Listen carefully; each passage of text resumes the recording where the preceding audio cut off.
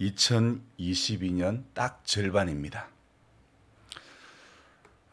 또 더불어 헝가리에 공부하러 간 한이도 딱 절반의 과정을 거쳤습니다. 4년의 대학 공부를 마친 아이가 처음에 자기 딴에는 미안해서 그랬는지 제게 1,000만 원만 빌려달라고 그렇게 그 말로 시작해서 6년의 공부를 하겠다고 했습니다. 앞으로 어떻게 할 것이니 국가장학금으로 공부를 하겠다고 했지만은 그러나 그것은 새빨간 거짓말이었습니다. 그렇게 야금야금 꽃감 빼먹듯이 빼갈 줄은 어느 정도 예상은 하고 있었습니다. 그래도 어쩔 것입니까? 자식이 공부를 하겠다는데 딱 절반만 하라고는 할 수는 없는 겁니다. 또 안타까운 것은 어제 날짜로 같이 공부하던 친했던 아이가 모든 것을 포기하고 본국인 스위스로 돌아갔다고 합니다. 처음에 그 아이는 이름이 앤이라고 하는 아이인데 한이가 헝가리 땅을 밟았을 때 학교에 갔을 때에 아직 영어가 완벽하지 못하고 그랬을 때에 아주 능숙한 영어 실력으로 한이에게 처음 학교 생활을 도와주었던 그런 친구였는데 결국은 몇 달을 잠을 자지 못하고 이렇게 엄청 힘들게 지내다가 얼마 전에 언니가 와서 같이 생활하다가 이제 의사가 되겠다는 그 꿈은 완전히 접고 이제 돌아갔죠. 그래서 어제는 친하게 지냈던 학생들이 그 아이 집에 가가지고 전부 울었다고 합니다. 2019년 여름에 같은 꿈을 꾸며 입학했던 아이들은 하나씩 다 떨어지고 유급당하고 퇴학당하고 결국 친하게 지냈던 아이들 중 이제 4학년에 올라간 친구는 한이 혼자만 남았던 거죠. 어쩌면 이것은 공부가 아니라 생존 전쟁인 것 같은 살아남는 전쟁이라고 할까. 정말 그냥 공부가 아니라 전투적인 그런 공부라 말할 수 있겠다 싶습니다. 전 과목을 정해진 횟수 안에 통과해야만 다음 학년이 진학이 가능한 것.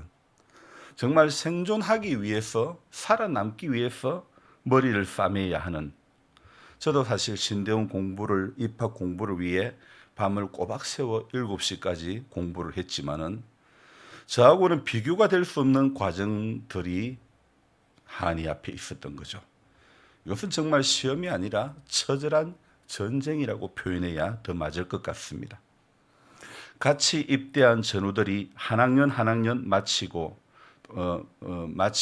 마치는 것이 꼭 탈환해야 하고 정복해야 하는 어떤 그런 고지인 것처럼 그렇게 열심히 싸웠는데 거의 다가 전사하고만 셈이 되고 말았습니다. 돌아간 이들도 마음이 아프겠지만은 전쟁터와 같은 학교에 남아있는 아이들도 편하지는 않을 것 같습니다. 저랑 아는 목사님 아들도 의사의 꿈을 꾸고 헝가리로 갔지만은 딱 1년만 공부를 하고 형편이 되지 않아 돌아왔다고 합니다. 그 목사님은 부산에서 중대형 교회를 심호하고 계시는데 그러는데도 뒷바라지 하기가 힘들어서 1년 하고 말았다고 하는데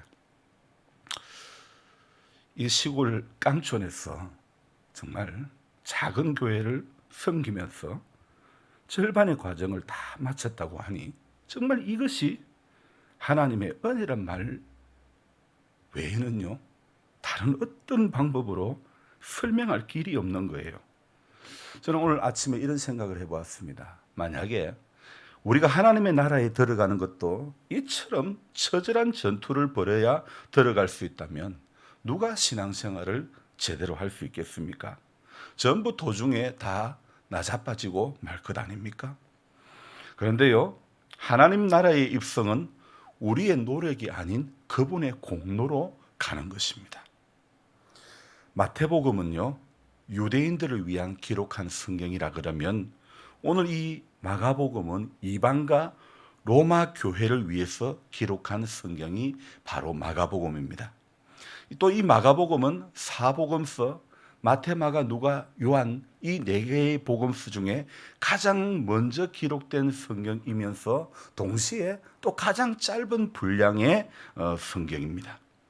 이 마가복음의 주제는 그리스도는 종이라, 이 사실을 알려주는 성경이 바로 마가복음이죠.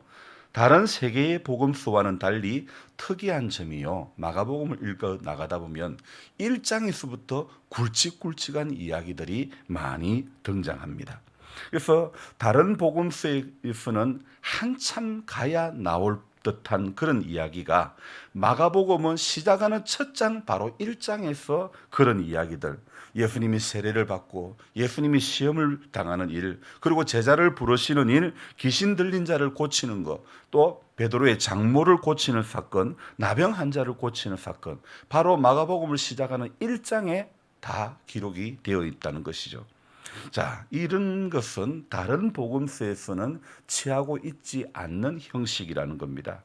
예수님에 대해서 최초로 알려진 기록물로서 이 마가복음은 어떤 주의 없이 아주 간단 명료하게 기록을 하고 있고, 어떤 빙빙 둘려서 말하는 간접 합법보다는 직접 합법으로 기록하고 있고, 과거보다는 현재형으로 기록하고 있는 것이 바로 마가복음의 특징이라는 것입니다. 그래서 이 마가복음은요, 전체적으로 스토리가 아주 긴박하게, 아주 급박하게 진행되고 있는 것이 마가복음이 지닌 그런 특징이죠.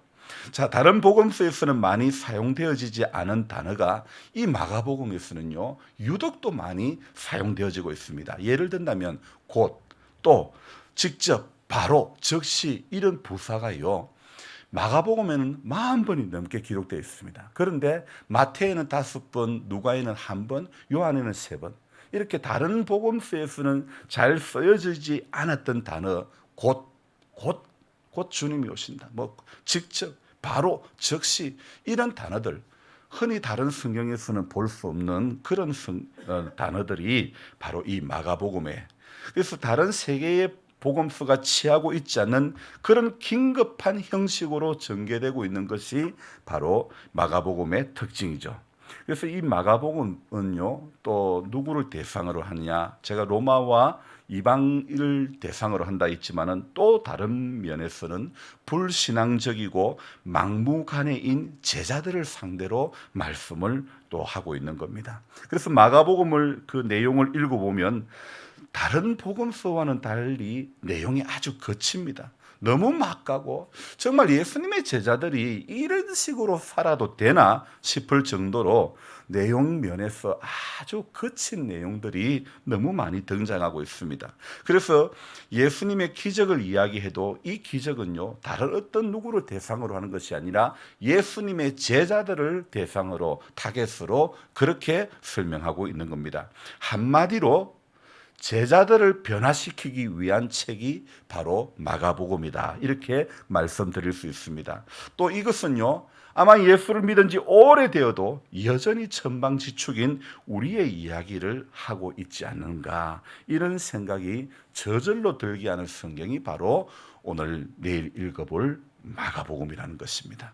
그래서 또 다른 말로 하면요, 마가복음은 예수님의 제자들에게 복음을 바로 알게 하려는 그런 성경이 바로 마가복음이라는 겁니다. 그래서 우리가 오늘 딱 1절만 읽었는데 1절에서 가장 중요한 단어가 무엇일까요?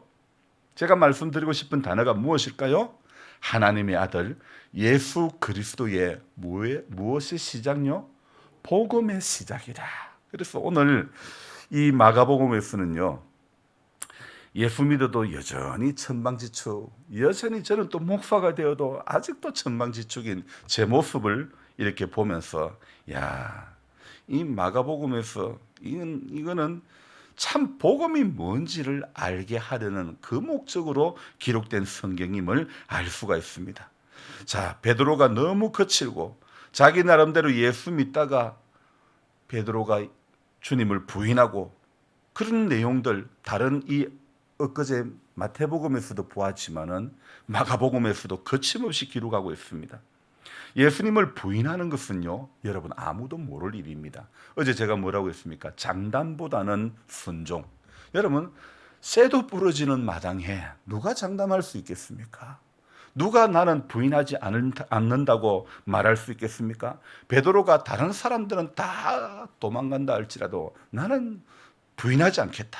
다른 사람 전부 다 부인한다 하더라도 나는 부인하지 않겠다 했지만은, 그러나 모든 제자들도 역시 동일하게 말했지만은 하나같이 뭐라고요? 어제 저녁에 전부 다 도망가고 전부 다 부인하고 말았다고 말씀드렸죠. 자, 아무도 모를 일입니다. 예수님 부인하는 일. 이 마가 요한은 베드로가 예수님을 부인하였다는 것을 마가복음에 한 번도 입 밖에 내지는 않았습니다. 그런데 여러분, 성경을 읽어보면 재미난 게 베드로가 예수님을 부인하고 난 뒤에 완전히 변화가 되는 겁니다. 주님을 부인했던 것이 자기 딴에는 엄청 부끄러웠던 모양입니다. 마치 우리 하은이가 국가장학금 받고 공부하겠다고 했지만 한 번도 받지를 않았어요. 그게 미안해서 그런지 죽도록 공부해가지고 4학년에 올라가기는 올라갔어요. 어쩌면 그와 비슷한 이야기가 아닐까 이런 생각이 듭니다. 신기하게도 베드로가 부인하고 나서는 완전히 변화가 되어버립니다. 변화된 베드로가 여기저기 다니면서 설교하는 내용을 정리한 것이 바로 마가복음이라는 것입니다. 자, 제가 이렇게 설명드리니까 마가복음이라는 성경에 이런 성경이구나 이렇게 머리가 끄덕이시죠? 마가 요한은요, 이 마가는 원래 부잣집에서 태어나서, 참 원래 또 부잣집에 태어난 사람 등 따시고 배부른 사람이 아쉬운 게 없잖아요. 예수님을 만난 적이 없습니다. 그러나 이 마가가 복음을 받아들였습니다. 또 베드로는요, 유대 출신으로서 베드로는 히브리어를 아주 잘합니다. 근데 그 당시에 세계 공통어는 알렉산더가 이제 세계를 정복하고 난 다음에 이제 세계 공통어는 헬라어가 되었습니다. 그래서 이 마가가 헬라어를 아주 잘하는 거예요. 마가가 능통한 헬라어. 그래서 세계 공용어가 헬라어가 되다 보니까 마가는요, 이제 이 베드로는 마가를 데리고 이렇게 사역을 가는 거죠. 그래서 늘 설교의 통역자로 이렇게 데리고 다녔던 거죠. 제자들이 예수님을 따라다니면서도 예수님의 가르침을 제대로 이해하지 못한 것을 마가는 보았던 것입니다. 제자들이 변화되지 않는 모습을 있는 그대로 기록하고 있는, 그래서 제가 좀 전에 거친 성경이라고 말씀드린 것이 바로 마가복음의 특징이, 마가는 제자들의 적나라한 모습들, 변화되지 않은 아주 적나라한 모습들, 제가 마치 꼭두 새벽 묵상을 목사이지만은 아직까지 변화되지 않은, 목사이지만 아직까지 참 덜 된 이야기를 제가 기록하고 있는 것이 꼭두 새벽 묵상이라는 제목의 글을 적는 목적이라고 말씀드렸듯이요, 오늘 변화되지 않은 제자들의 모습을 있는 그대로 기록하고 있는 거친 성경이 바로 마가복음이죠. 물론 마가 자신도, 이 글을 기록하고 있는 마가 자신도 여전히 나도 변화되지 않는 한 사람이다, 그렇게 기록하고 있습니다. 자신도 겉으로만 예수님을 호기심에 따라 다니고 있는 한 사람에 불과하다, 이런 모습이죠. 이렇게 세상적인 기준이 가득한 마가 요한이 어느 날 무엇을 바라보냐면 제자들이 변화되는 것을 보는 것입니다. 어느 순간부터 제자들에게 예수님에게 십자가가 그들의 신앙의 중심에 들어오는 것을 이 마가가 보게 되는 것입니다. 바로 제자들이 그때 변화되더라는 것입니다. 오늘 마가도 바로 이것을 체험하는 겁니다. 자신도 십자가를 이해할 때 자기 자신도 변화되더라는 겁니다. 여러분, 오늘 우리가 우리 자신의 우리 힘으로, 우리 결단으로 우리 안에 이런 변화가 일어날 수 없습니다. 오늘 십자가를 이해할 때 우리 안에 바로 변화의 시작이 일어난다는 것입니다. 여러분, 성경에서 가장 복음을 정확하게 이해하고 있는, 복음을 가장 많이 사용하고 있는 성경이 바로 마가복음이라고 말씀드릴 수 있습니다. 그래서 1장 1절 우리가 읽었던 한 절 읽었는데, 하나님의 아들 예수 그리스도 복음의 시작이라 이렇게 기록된 것도요, 이 말이 그냥 아무 뜻 없이 그냥 상투적으로 쓴 내용이 아니라 이 마가복음은 철두철미하게 목적의식하에 기록이 된 것입니다. 무엇요? 바로 구약 성경에는요, 아무리 눈 씻고 들여다봐도 복음이라는 단어가 없습니다. 오늘 마가복음을 시작하는 첫 장 1장 1절에 복음의 시작이라 이렇게 이야기하고 있는 것은 더할 나위 없이 마가가 이야기하고자 하는 것은 바로 복음에 대한 설명인 것입니다. 구약 성경에 복음에 대한 단어는 없는데 있다면 이사야서에 이런 단어가 있죠. 아름다운 소식. 여러분, 비교할 수 없는, 복음이라는 단어와는 비교할 수 없는 그런 단어죠. 아직 이 구약 시대에는 복음이라는 단어를 이해하지 못했던 그런 시대죠. 그 당시에 좋은 소식이라면 왕궁에서 왕자가 태어나는 것. 그래서 이 왕자가 다음에 왕이 된다는 것. 우리를 다스리는 왕자가 된다는 것. 그러나 여러분, 이것만으로는 우리에게 좋은 소식인 복음이 되지 못한다는 것입니다. 복음이라는 단어는 이 유앙겔리온이라는 그런 단어인데요. 이 말은요, 하나님이 친히 이 땅에 오셔서 자기 백성을 구원하여 자기의 백성을 다스린다는 단어가 바로 복음이라는 것입니다. 하나님이 친히 이 땅에 오셔서 자기 백성을 구원하고 자기 백성을 다스린다는 단어, 바로 복음이라는 거죠. 그래서 하나님이 자기의 백성을 구원하고 자기의 백성을 성령으로 다스린다는 단어, 바로 이 유앙겔리온이라는 복음이라는 단어의 뜻이 바로 이것입니다. 오늘 제가 말씀드리고 싶은 것은요, 복음과 더불어 말씀드리고 싶은 것은 아버지인 제가 모든 것을 감수하면서 하은이를 이렇게 보살피고 공부를 시키듯이 성령께서는 자기 백성을 돌보시는 겁니다. 그러니까 친히 돌보시는 거예요. 마가가 말하는 복음의 핵심 진리가 성령께서 우리 모두를 보살피고 있다, 돌보고 있다, 끝까지 책임진다. 오늘이 절반인데 절반만 하나님 인도하는 것이 아니라 성령은 우리가 하나님 앞에 가는 그 순간까지 끝까지 하나님의 성령은 우리와 함께해 주는 줄 믿습니다. 내 이만큼 했으니까 딱 절반만 공부하고 말아라, 절대 그러지 않잖아요. 마찬가지입니다. 우리 하나님께서도 세상 끝날까지 저와 여러분들과 동행해 주시고 또 위로해 주시고 또 소망을 주시고 또 우리 손 잡아 주시고 힘들고 어려워도요, 우리가 함께 이 복음 안에 들어온 우리로 하여금 주님은 우리 손을 맞잡아 주시고 우리에게 자기 백성을 구원해서 자기 백성을 다스리는 끝까지 책임져 주시는 하나님의 사랑이 바로 이 마가복음에 기록되어 있고, 그 하나님의 사랑이 성령님으로 하여금 저와 여러분들을 이 하루도 붙들고 계시다는 것이 오늘 우리에게 가장 큰 복된 소식이 아닐 수가 없습니다. 여러분, 세상 다른 어떤 것은 다 변해도 복음의 진리는 변하지 않는다는 겁니다. 우리가 지금까지 살아오면서 내가 결단하고 내가 마음먹고 내가 생각하고 내가 결심하고 내가 다짐해도 얼마나 많이 바뀌어버렸습니까? 우리도 베드로와 같이 예수님의 제자와 같이 얼마나 많은 장담을 했습니까? 순종이 많았습니까? 장담이 많았습니까? 우리는 큰 소리만 뻥뻥 쳤지만은 순종하는 일에는 참 부족했던 인생이 아닙니까? 그럼에도 불구하고 우리의 행실로는 순종보다는 큰 소리만 쳤던, 말이 앞섰던 사람들이지만은, 그러나 하나님은 오늘도 우리의 중심을 보시지, 우리의 이 과정에 있는 이 연약함만은 보고 판단하지 않았다는 겁니다. 여러분, 베드로에게도 주님을 부인했던 연약함은 있었지만은요, 여러분, 그러나 하나님은 연약함을도 들어서 사용하는 겁니다. 문제는 죄에 붙들리고 세상에 붙들리는 악함이 문제지, 연약한 것은 결코 문제가 아닙니다.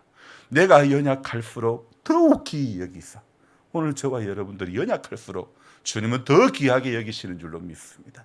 내가 약할수록 주님은 오늘도 우리와 함께 해주시고 끝까지 우리에게 손을 내밀어 주시고 성령으로 품어주시고 또 말씀해 주시고 붙잡아 주시고 인도해 주시고 끊임없이 약속해주고 있는 것입니다.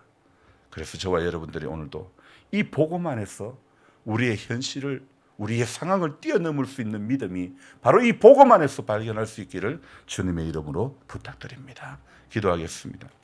하나님 아버지, 새로운 한 날, 오늘 우리는 2022년 중간에 접어선 날을 맞이했습니다. 이 한 해의 절반을 지금까지 무엇 하다가 여기까지 오게 되었는지 점검해보지 않을 수가 없습니다. 오늘 우리가 복음에 대해서 말씀을 나누었는데 정말 복음에 합당한 삶을 살아왔는가? 변화되지 않는 제자들의 모습, 오늘 마가가 기록하고 있는 거칠게 기록되어 있는 이 마가복음의 이야기, 제자들뿐만 아니라 오늘 이 시대를 살아가고 있는 우리들의 모습임을 또한 발견합니다. 그래서 오늘 우리는 이 복음으로 말미암아 자격 없는 우리가 주님의 사랑 가운데 붙들리고 주님의 은혜 가운데 붙들리게 된 것 너무나 감사를 드립니다. 그렇게 거칠고 그렇게 정말 투박했던 제자들에게 예수님의 십자가가 신앙의 중심에 들어오는 것을 마가는 보았습니다. 바로 그때 예수님의 제자들이 변화가 되는 것을 그는 지켜보았습니다. 오늘 우리도 우리 자신이 오늘도 주님의 십자가를 더욱더 묵상하며 그 십자가가 이해되어지고 그 십자가의 사랑을 깨달음으로 말미암아 우리의 인생에 남은 시간들이 예수님을 부인하고 난 뒤에 완전히 변화되어졌던 베드로의 그 길을 오늘 우리도 걸어가기를 소망합니다. 하나님 아버지, 아무 뜻 없이 어떤 목적도 없이 신앙의 길을 걸어가는 것이 아니라 오늘 우리는 변화라고 하는 큰 주제를 가지고 주님 앞에 서는 그날까지 끊임없이 주님 말씀으로 교훈을 받고 주님의 인도를 받아 성령의 붙들림 받아서 변화된 그리스도인으로 살아갈 수 있도록 도와주옵소서. 우리 하나님, 정과 욕심에 끌려서 살지 않게 해주시고 변화된 그리스도인으로 하루하루 자리매김을 할 수 있도록 도와주시옵소서. 오늘도 비가 오는 일기 가운데 있습니다. 어떻게 얼마나 많은 비가 오고 또 얼마나 많은 피해가 생길지 알지를 못합니다. 주님, 이 비 가운데서도 주님 벗어날 길을 주시고 또 일어날 용기를 주시고 새 힘을 더해 주시기를 원합니다. 연약한 성도님들 하루하루 주의 팔에 붙들림 바 되어지게 하시고 주님의 그 손길에 주의 그 크신 팔에 오늘도 안기온 바 되어지기를 소망합니다. 그래서 상황을 뛰어넘고 우리에게 놓여있는 모든 환경을 뛰어넘고 오늘도 주님 안에 있는 우리 모두가 되어지게 해주시고 은혜 안에 있는 말씀 안에 있는 약속 안에 있는 우리 모두가 되어지기를 소망합니다. 그럴 때에 그 어떤 것도 환난이나 위험이나 칼이나 적신이나 그 어떤 것도 그리스도 안에 있는 사랑에서 끊을 자가 없다고 하셨사오니 하나님 오늘도 그 사랑에 붙들린 우리 하루의 삶이 되도록 도와주시고 이제 이 상반기를 마무리하고 새로 시작하는 나머지 하반기에 하나님 우리가 복음에 붙들린 바 되어서 우리 자신을 넘어서고 일어서고 다시 성령의 사람으로 변화된 그리스도인으로 살아가게 하여 주옵소서. 존귀하신 예수님의 이름으로 감사하며 기도드리옵나이다. 아멘.